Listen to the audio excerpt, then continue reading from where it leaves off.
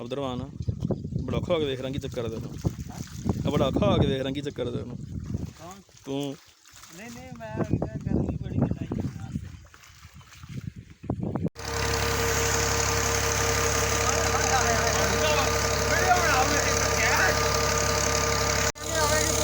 ਕਿੱਦਾਂ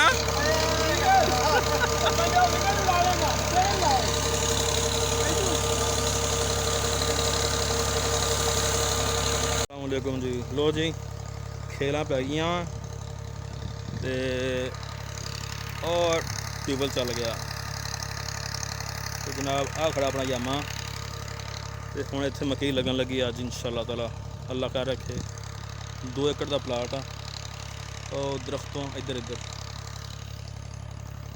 बाकी 2 एकड़ अपने रहने खाली तो नाल इंशाअल्लाह अपडेट करते रहने। लो जी दोस्तों तकरीबन 6 बज गए तो लेबर लगी है काम करने वास्ते। आ देखो तुसी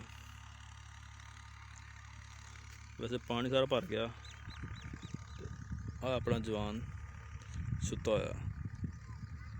लो भी दोस्तों लेबर सारी वापस आ रही है अगे अपना जवान वापस आ रहा तो अल्हम्दुलिल्लाह मकई लग गई।